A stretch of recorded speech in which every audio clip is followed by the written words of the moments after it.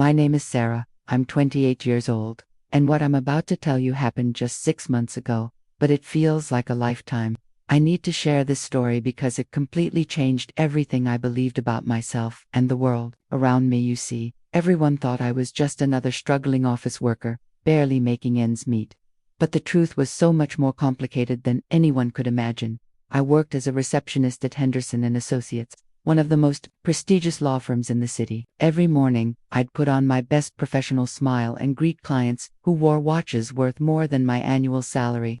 My boss, Richard Henderson, was everything you'd expect from a man who inherited a multi-million-dollar business at 30. Arrogant, condescending, and absolutely convinced that money made him superior to everyone else. But here's what nobody knew about me, not even my closest friends. Behind my humble appearance and quiet demeanor, I held a PhD in corporate law from Harvard and had graduated summa cum laude. I spoke 4 languages fluently and had turned down offers from top firms in New York and London. The reason I was working as a receptionist wasn't desperation or lack of options. It was part of a plan that had been 2 years in the making. A plan so audacious that even I sometimes questioned my sanity. You see, Richard Henderson wasn't just my boss. He was the man who had destroyed my father's small business 15 years ago through predatory legal tactics and corporate manipulation. My father never recovered from losing everything he'd built, and the stress eventually killed him. I had spent years preparing for this moment, and nobody suspected that the quiet girl behind the front desk was actually positioning herself to bring down one of the most powerful men in the city. The morning everything changed started like any other, but what happened next would set in motion events that none of us could have predicted. I still remember how Richard walked into the office that Tuesday morning, his Italian leather shoes clicking against the marble floor with that familiar rhythm of self-importance. He barely glanced at me as he passed my desk, which was exactly how I preferred it. For 2 years, I had perfected the art of being invisible, of blending into the background while carefully observing every detail of his business operations. "Sarah," he called out without even turning around, "I need coffee. The good stuff, not whatever cheap garbage you usually make." I bit my tongue and smiled sweetly. "Of course, Mr. Henderson. Right away." This was our daily routine. He would make small comments designed to remind me of my place in his hierarchy, and I would respond with the perfect mixture of respect and submission that kept him comfortable. What he didn't know was that every dismissive comment, every casual insult, every reminder of my supposed inferiority was being carefully catalogued in my memory. But that morning felt different. There was an electricity in the air that I couldn't quite identify, and I had learned to trust my instincts. As I prepared his coffee in the small kitchen area, I overheard him on a phone call that made my blood run cold.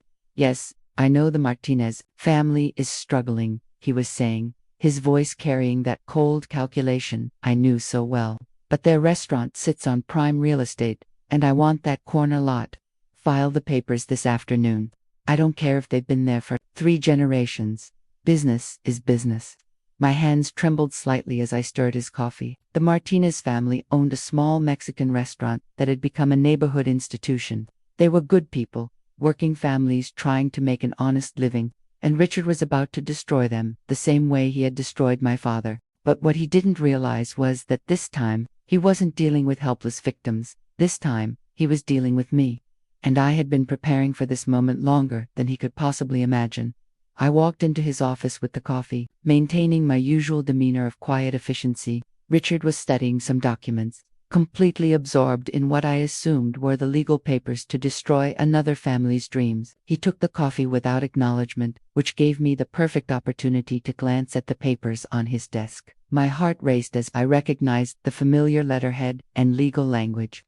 It was exactly what I had suspected. A predatory acquisition disguised as a legitimate business transaction, the same type of document that had been used to steal everything from my father. "Is there anything else you need, Mr. Henderson?" I asked in my practiced sweet voice. He looked up at me with that condescending smile that had become so familiar. "Actually, Sarah, I've been thinking, you've been here for 2 years now, and I'm curious, don't you have any ambition? Any desire to do something more meaningful with your life than answer phones and make coffee?"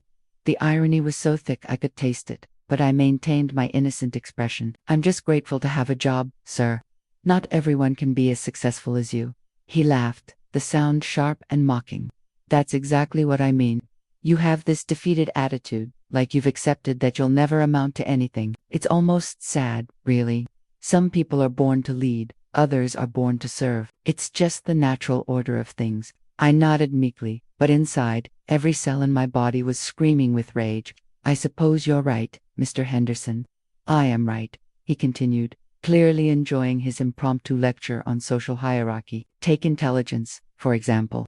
You seem like a nice enough girl, but let's be honest, you're working as a receptionist for a reason. If you had real intelligence, real capability, you'd be doing something more significant with your life. What happened next changed everything. And I still can't believe I had the courage to do what I did. Something snapped inside me in that moment. Maybe it was the casual cruelty in his voice, or maybe it was the image of the Martinez family losing everything they had worked for. But suddenly I couldn't pretend anymore. 2 years of careful planning and patient positioning were about to be thrown away by a moment of righteous anger. Mr. Henderson, I said, my voice still soft but carrying a new edge that made him look up from his papers. What if I told you that intelligence isn't always obvious? That sometimes the smartest person in the room is the one everyone underestimates? He raised an eyebrow, clearly amused by my sudden boldness. I'd say you've been watching too many movies, Sarah. In the real world, cream rises to the top. Success is a direct reflection of capability. Is it really? I asked, taking a step closer to his desk. Or is it sometimes just a reflection of opportunity and privilege? Richard leaned back in his expensive leather chair, clearly entertained by what he perceived as my naive philosophizing. You're talking about things you don't understand, sweetheart. The business world operates on merit. If you had what it takes to succeed, you wouldn't be making coffee for people like me. But, word, sweetheart, delivered with such patronizing dismissal, was the final straw. I reached into my purse and pulled out a leather portfolio that I had been carrying with me every day for 2 years, waiting for the right moment. Mr. Henderson, I said, my voice now completely transformed from the submissive tone he was used to. I'd like to show you something. I placed the portfolio on his desk and opened it to reveal my Harvard diploma, my bar certification, and several academic awards that represented years of dedication and excellence. The change in his expression was immediate and profound, confusion replacing his smug confidence. But that was just the beginning of what I was about to reveal. And what came next would shatter everything he thought he knew about power and control. Richard stared at the documents in stunned silence, his face cycling through confusion, disbelief, and the dawning realization that everything he thought he knew was wrong. His hands trembled slightly as he picked up my Harvard diploma, studying it as if it might be a forgery. This can't be real, he stammered, his usual confidence completely evaporated. You're a receptionist. You make coffee and answer phones. People with Harvard law degrees don't work as receptionists, don't they? I asked, settling into the chair across from his desk with a composure that clearly unsettled him. What if I told you that I've been offered positions at firms that would make Henderson and Associates look like a small-town practice? What if I told you that I turned down a partnership track position at Cravath just to work here? The blood drained from his face. That's impossible. Why would anyone do that? This was the moment I had been preparing for, rehearsing in my mind for 2 years. I reached into the portfolio and pulled out a photograph, a picture of my father standing proudly in front of his small electronics repair shop, the shop that Richard had systematically destroyed through legal manipulation and predatory business practices. Because 15 years ago, I said, my voice steady despite the emotion coursing through me, you destroyed a good man's life and never gave it a second thought. Robert Chen wasn't just another small business owner to you, but he was everything to me. He was my father. Richard's face went white as recognition dawned.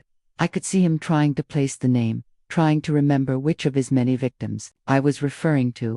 The fact that he had to think about it, that my father's destruction was so routine for him that he couldn't immediately recall it, only strengthened my resolve. Chen Electronics, I continued. You filed frivolous lawsuits, tied up his assets in legal proceedings, and used your connections to pressure his suppliers until he had no choice but to close.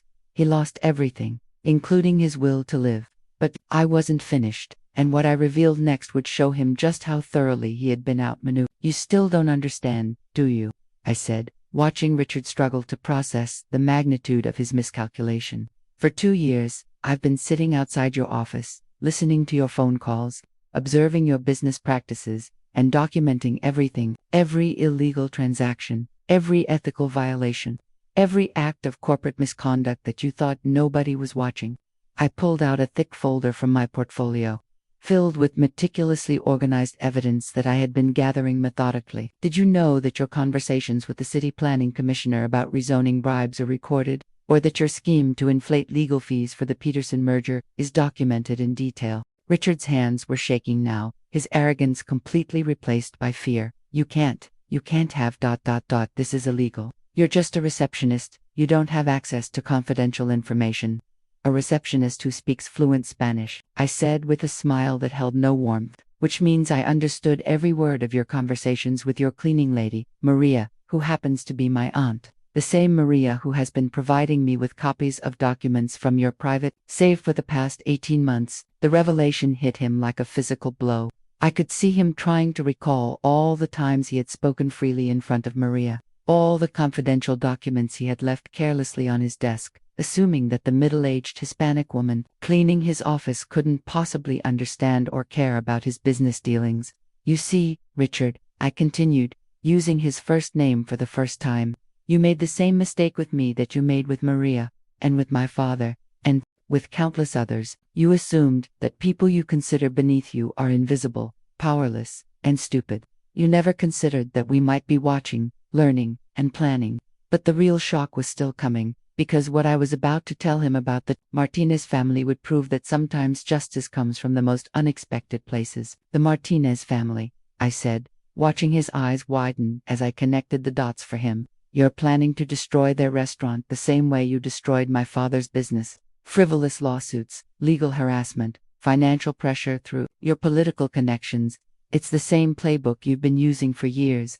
Richard's voice was barely a whisper. How did I know about your plan? The same way I know about everything else you do in this office. You've been having these conversations right in front of me for 2 years. Richard, you talk on the phone, meet with clients, discuss strategy, all while assuming that your receptionist is just furniture.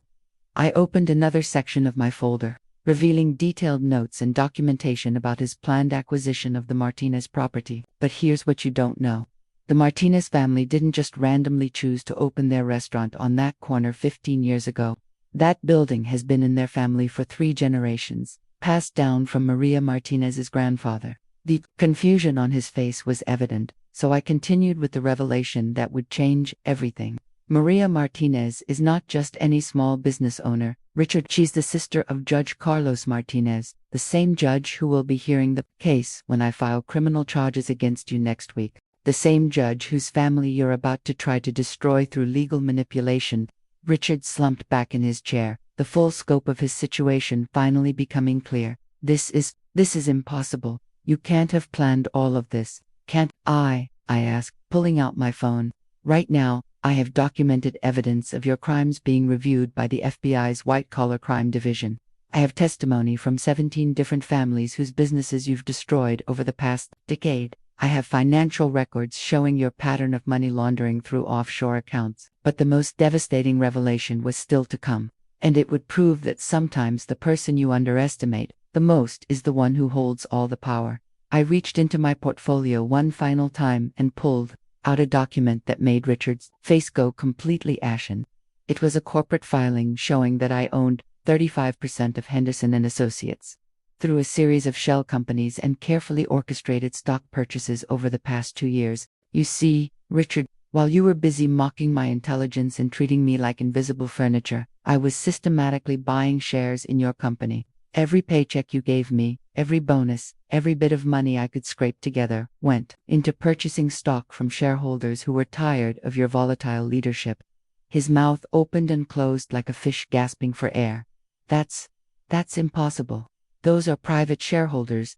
They would never sell to ... to a receptionist. I finished for him. You're right. They would never sell to Sarah Chen, the quiet girl who answers phones. But they were quite willing to sell to Chen Holdings LLC, a corporate investment firm with impressive credentials and substantial financial backing. The beautiful irony wasn't lost on me as I watched him realize the full scope of his miscalculation. The money you paid me to fetch your coffee and endure your condescension was invested right back into taking control of your company. Every dismissive comment, every casual insult, every reminder of my supposed inferiority was literally funding my acquisition of your life's work. Richard was completely silent now, staring at the documents that proved his world was about to collapse. But I wasn't finished destroying the foundation of everything he had built through cruelty and arrogance. As of this morning, I continued, I control enough shares to force a vote of no confidence in your leadership. Combined with the criminal evidence I've gathered and the testimony from your victims, the board will have no choice but to remove you as CEO. The man who had spent years mocking intelligence he couldn't recognize was about to learn that sometimes the quietest person in the room is also the most dangerous. But Sarah, Richard said, his voice breaking as he grasped for any possible escape, we can work something out. I can promote you, give you a partnership, make you head of litigation. You don't have to destroy everything I've built. I looked at him with the same detached expression he had used when discussing the destruction of my father's business and countless others. Richard, you still don't understand. This isn't about money, or position, or recognition. This is about justice for every family you've destroyed through your arrogance and greed. I stood up and walked to his window, looking out at the city skyline where so many small businesses struggled to survive against predators like him. My father died believing he was a failure, that he wasn't smart enough or strong enough to compete in your world. He never knew that his destruction wasn't about capability or merit. It was about a system rigged by people who mistake cruelty for strength. Please, Richard whispered, and for the first time in our professional relationship, he was the one begging. I have a family, employees who depend on me. You can't just destroy everything. I turned back to face him, my expression unchanged. Your employees will be fine. Better than fine, actually. The new management structure I'm proposing will eliminate the culture of fear and intimidation you've created. As for your family, they'll still have their trust funds and investments. They won't end up homeless and broken like my father did. The phone on his desk rang, and I could see from the caller ID that it was his lawyer. You should answer that, I said calmly. I believe he's calling to inform you that the FBI raided your private offices this morning and seized all your financial records. Richard's hand trembled as he reached for the phone, but I continued speaking. They also discovered your offshore accounts and the money laundering operation you've been running through Henderson and Associates Client Trust Fund. That's a federal crime, Richard, with a mandatory minimum sentence of 10 years. What happened next would prove that sometimes the most satisfying justice comes not from revenge, but from watching someone finally face the consequences of their actions. Richard answered the phone with a shaking hand, and I could hear his lawyer's panicked voice even from across the desk. The words federal indictment, asset seizure, and immediate surrender filled the quiet office like thunder. When he hung up, his face was completely drained of color. 23 counts of fraud, money laundering, and racketeering, I said calmly. Your lawyer probably also mentioned that several of your political connections have already agreed to testify against you in exchange for reduced sentences in their own corruption cases. Richard stared at me with a mixture of fear and something that might have been respect. How long have you been planning this? Since the day my father's funeral, I replied honestly. 15 years of preparation, 2 years of execution. Every morning when you dismissed me, every afternoon when you made me feel small. Every moment you treated me like I was nothing. It was all part of a plan you never saw coming. I gathered my documents and put them back in the portfolio. The Martinez family will keep their restaurant. In fact, Henderson and Associates will be offering them a pro bono legal service to help them expand their business. Consider it the first act of the new management. What happens to me? He asked, his voice barely audible. You face the consequences of your choices, I said simply. Just like my father had to. Just like all the families you destroyed had to. The difference is that you actually committed crimes while they were just trying to build honest lives. Walked toward the door, then paused and turned back. Richard, you were right about one thing. Intelligence does matter in this world. You just never learned to recognize it when it didn't come wrapped in the privileges you were born with. But the most profound moment was still coming. A moment that would change both of us in ways neither could have predicted. As I reached for the door handle, Richard spoke one last time, his voice completely different from the arrogant tone I had endured for 2 years. Sarah Witt, I need to ask you something. I turned back, curious, despite myself about what this broken man could possibly want to know. Did any part of this job mean anything to you? Or was every day just another step in destroying me? The question caught me off guard because it touched on something I hadn't expected to feel. For a moment, I saw past the arrogant boss who had mocked my intelligence and saw a human being facing the complete collapse of everything he had built his identity around. Richard, I said, my voice softer than it had been all morning, there were moments when I almost felt sorry for you. When I watched you work 18-hour days, when I saw how isolated you were, when I realized that your cruelty came from your own insecurities and fear. But then I would remember my father's broken spirit, and I would remember all the other families you destroyed without a second thought. I walked back toward his desk and placed my hand on the photograph of my father. You had every advantage in life, money, education, connections, opportunities that people like my father could only dream of. You could have used those advantages to build something meaningful, to help people, to make the world better. Instead, you chose to use your power to destroy others, to make yourself feel superior. I know, he whispered, tears streaming down his face. I know I was wrong, but I don't know how to be different. It was in that moment that I realized something profound about justice, forgiveness, and the unexpected ways that confronting evil can change everyone involved. Richard, I said, my voice carrying a compassion that surprised both of us. It's not too late to learn. You're going to face consequences for your crimes, that's unavoidable. But how you handle those consequences, how you choose to move forward, that's still up to you. I reached into my portfolio one final time and pulled out a letter that I had written but never planned to give him. This is a character reference letter I wrote for your sentencing hearing. It acknowledges your crimes, but also recognizes the potential for redemption that exists in every person. His eyes widened in shock as he read words of mercy from someone who had every reason to hate him. Why would you do this? Because my father taught me that the goal isn't to become the people who hurt us. The goal is to be better than they were. I walked to the window one last time, looking out at the city that had been the stage for so much pain and now healing. Henderson and Associates will continue to operate, but it will serve families and small businesses instead of destroying them. Some of your employees will stay, others will move on, but they'll all be better for working in an environment based on respect instead of fear.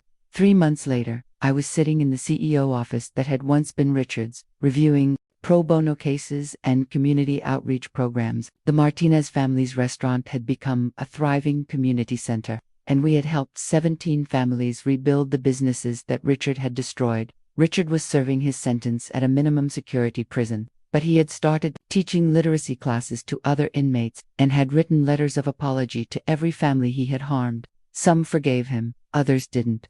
But he was finally learning what it meant to use his intelligence to help rather than harm. As I reflected on everything that had happened, I realized that the most profound victory wasn't destroying the man who had destroyed my father. It was proving that intelligence, real intelligence, isn't about power over others. It's about the wisdom to use your gifts to lift others up.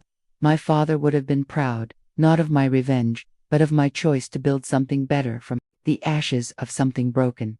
Sometimes the person everyone underestimates isn't planning your destruction. They're planning something far more powerful. They're planning to prove that there's always a better way to use the gifts we're given, and that true strength comes not from tearing others down, but from building them up. 6 months after Richard's sentencing, I received a letter that would shake me to my core and reveal truths I never could have imagined. The envelope was simple, handwritten, with a return address from the Federal Correctional Facility where Richard was serving his time. My first instinct was to throw it away. What could he possibly have to say that I needed to hear? But something made me pause, maybe the careful penmanship that seemed so different from the arrogant man I had known. Against my better judgment, I opened it, and the first lines made my hands tremble with shock. Sarah, there are things about your father's case that you don't know, things that I've carried with me for 15 years and never had the courage to reveal. I know you have every reason to ignore this letter, but if you can find it in your heart to hear me out, I need to tell you about the phone call that changed everything. I almost stopped reading right there. What could Richard possibly know about my father that I didn't? I had spent years researching every detail of the legal proceedings, every document filed, every maneuver used to destroy Chen Electronics. But something in his words, a vulnerability I had never heard from him before, made me continue. Your father called me 3 days before he closed his shop. Not his lawyer, not his accountant, he called me directly. I almost didn't take the call, but my secretary said he sounded desperate, broken. When I finally spoke to him, he said something that has haunted me every day since. Mr. Henderson, I know you're just doing business, but I have a daughter. She's brilliant, smarter than I ever was, and she's working so hard to get into law school. Please, if there's any way we can work this out, any payment plan, anything at all, I'll do whatever it takes. My chest tightened as I read those words. My father had never told me he had called Richard directly. In all our conversations about the lawsuit, all the nights I had held him while he cried about losing everything, he had never mentioned reaching out personally to the man who was destroying him. But what Richard wrote next would shatter everything I thought I knew about those final days. I told your father that business was business, that there was no room for sentiment in legal proceedings. But Sarah, that wasn't the whole truth. The real reason I couldn't help your father, the reason I've never been able to forgive myself, was because helping him would have meant admitting that everything I was doing was wrong. I had to set the letter down and take several deep breaths. Richard's words were opening wounds I thought had healed, bringing back memories of my father's final weeks that I had tried so hard to bury. Your father wasn't just another small business owner to me, Sarah. He reminded me of my own father, who had also owned a small electronics repair shop when I was growing up. The difference was that my father sold his shop to pay for my education, sacrificing everything he had built so that I could go to Harvard Law School and have opportunities he never dreamed of. The parallel hit me like a physical blow. Richard's father had also been a small business owner, had also sacrificed everything for his son's education. The man who had destroyed my father's dreams had once been the son of someone just like my father. When your father called me that day, I heard my own father's voice in his words. I heard the same dignity in defeat, the same love for a child that was stronger than pride. And instead of honoring that recognition, instead of finding a way to show mercy, I hardened my heart because facing the truth about what I was doing would have meant confronting the fact that I had become everything my father had worked to save me from. I realized I was crying, tears falling onto the paper as Richard's confession continued to unravel everything I thought I understood about our story. There's something else, Sarah. Something that I discovered too late to save your father, but that changes everything about why you were really able to infiltrate my company so completely. Your success wasn't just because of your intelligence and planning, it was because I unconsciously wanted to be caught. What he revealed next would prove that sometimes the most profound justice comes from places we never expect to find it. Do you remember Mrs. Patterson, the elderly woman who used to clean the offices before Maria? She quit suddenly about 3 years ago. And I told everyone it was because she was stealing office supplies. That was a lie, Sarah. Mrs. Patterson quit because she walked in on me crying at my desk while looking at a photograph of your father that I had kept in my private files for 15 years. I had to read that sentence 3 times before it sank in. Richard had kept a photograph of my father for 15 years. The man who claimed he barely remembered the case had been haunting himself with my father's image. The photograph was from the newspaper article about Chen Electronics closing. Your father was standing in front of his empty shop, and the look on his face was exactly the same expression my own father had worn the day he signed over his business to pay for my law school. Mrs. Patterson found me sobbing over that picture, and when she asked what was wrong, I told her everything. I told her how I had become the very thing my father had worked to protect me from. The letter continued with revelations that completely reframed everything I thought I knew about Richard's motivations and my own journey toward justice. Mrs. Patterson looked at me with such disappointment and said, "Mr. Henderson, if you know what you've become, why don't you change?" I had no answer for her, because the truth was that I had built my entire identity around being ruthless and successful. Admitting I was wrong would have meant admitting that everything I had achieved was built on other people's suffering. I thought about all the times I had seen Richard working late. All the moments when I had caught glimpses of something that looked almost like remorse. Had those been signs of a conscience that was slowly destroying him from the inside?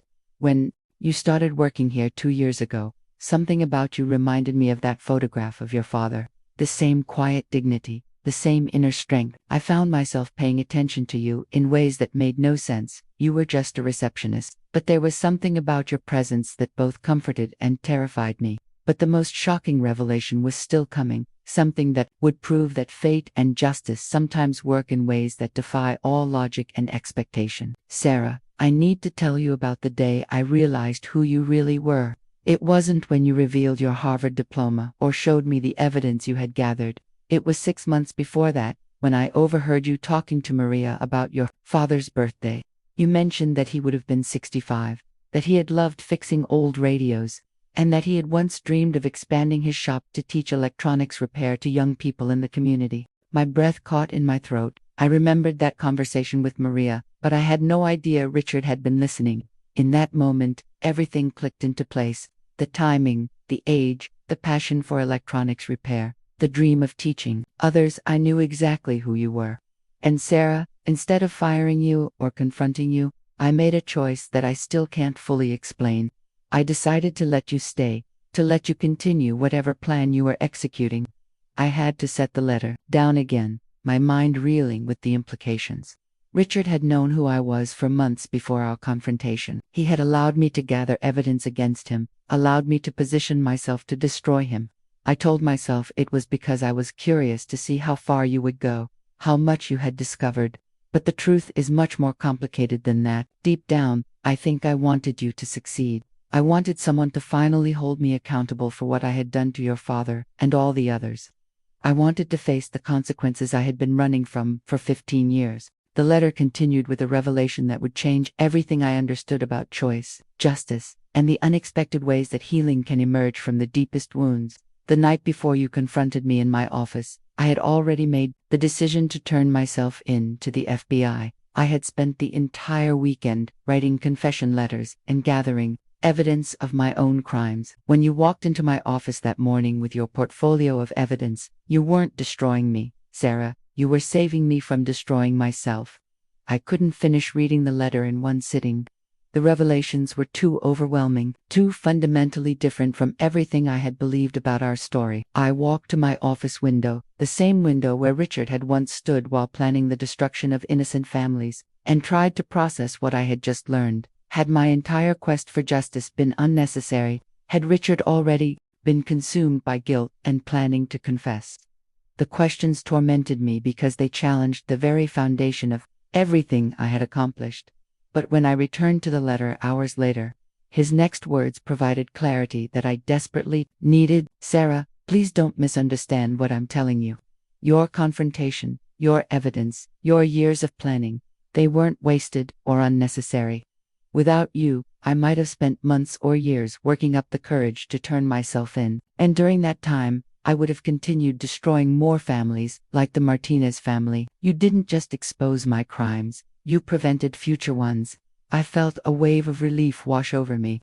But Richard's letter continued with details that made me question everything I thought I knew about the nature of justice itself. But there's something else I need to tell you, something about the night your father died that will be difficult for you to hear. I was there, Sarah, not at his bedside, but at the hospital. I had been following news about his health for months, and when I heard he had been admitted, I couldn't stay away. My hands began shaking again. Richard had been at the hospital when my father died. I tried to remember that horrible night, the sterile hallways, the machines keeping my father alive until his body finally surrendered to the stress and heartbreak that had consumed him. I stood in the hallway outside his room for hours, wanting to go in, wanting to apologize, wanting to somehow undo the damage I had caused. But I was a coward, Sarah. I was too ashamed of what I had done to face the man whose life I had destroyed. But what he told me next would reveal the most profound truth about guilt, redemption, and the unexpected ways that love transcends even death. Your father woke up around midnight. The nurses thought he was delirious from the medication, but I could hear him talking about you through the open door.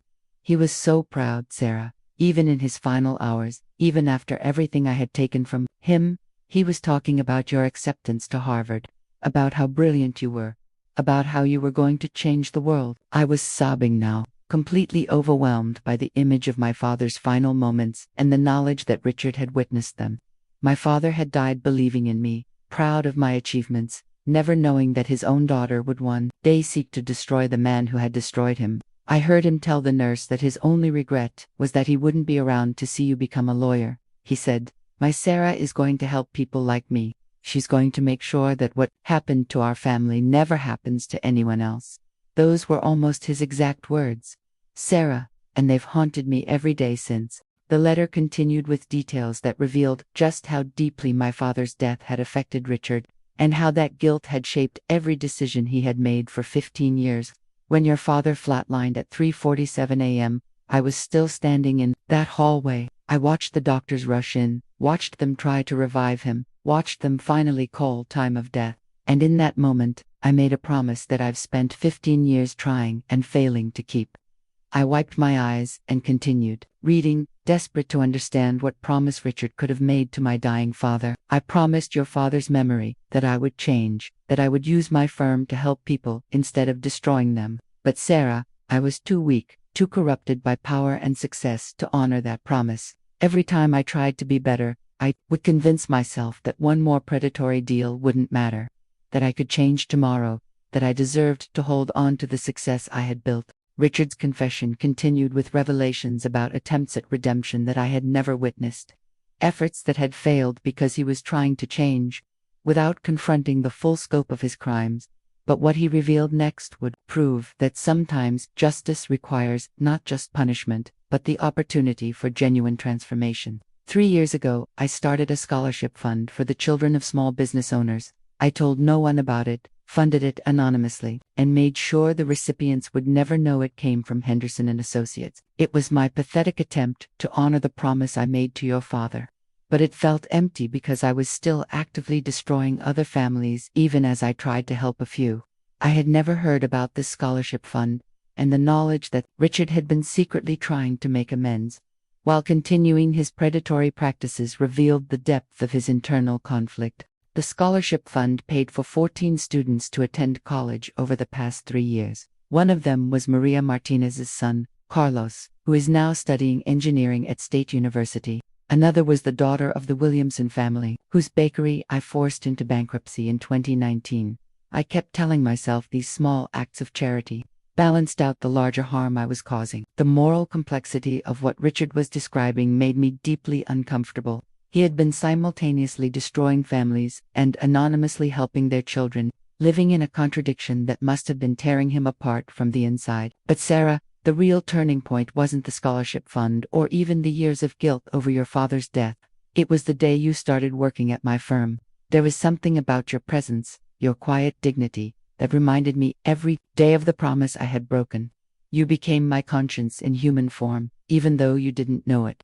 I thought back to all those mornings when I had noticed Richard watching me with an expression I couldn't quite identify. Had those been moments when his guilt was overwhelming his carefully constructed defenses? Every time you handed me coffee with that polite smile, every time you efficiently handled a task I had assigned you, every time you treated me with professional respect despite my condescending behavior, I was reminded of your father's dignity in the face of my cruelty. You were inadvertently forcing me to confront the man I had become. But the most shocking revelation was still coming, something that would prove that redemption sometimes begins in the most unexpected ways and places.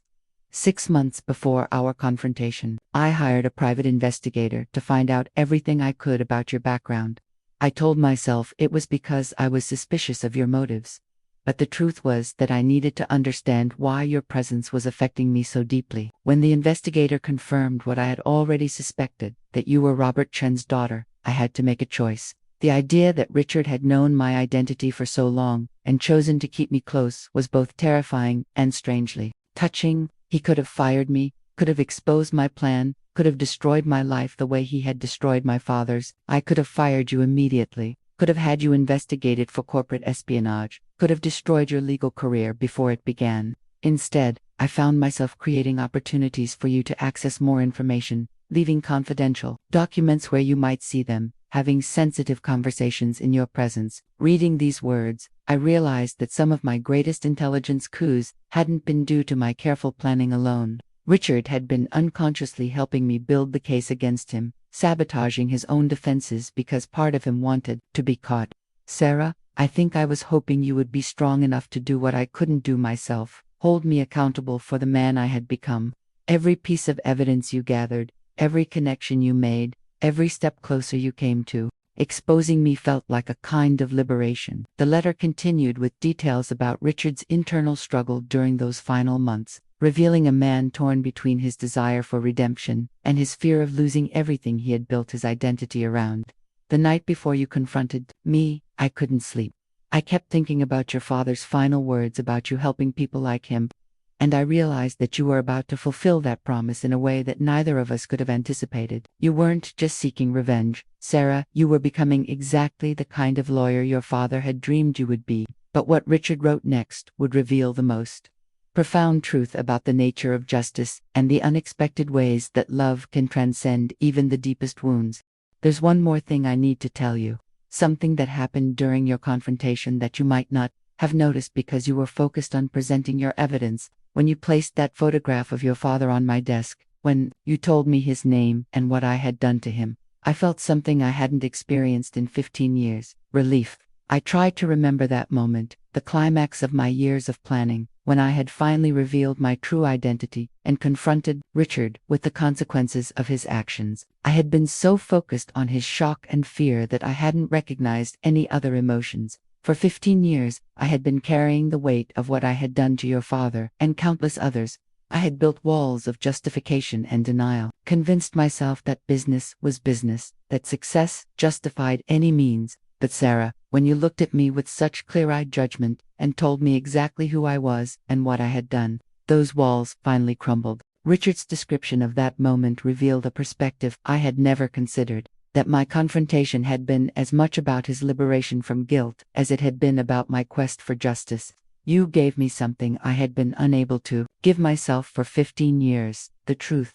Not the comfortable lies I had been telling myself, not the justifications I had built to protect my ego, but the simple, brutal truth about the harm I had caused and the man I had become. The letter continued with reflections that showed a depth of self-awareness that I had never seen in the arrogant man I had worked for. A transformation that seemed to have begun even before his arrest and conviction. In prison, I've had months to reflect on our conversation, and I've realized something profound.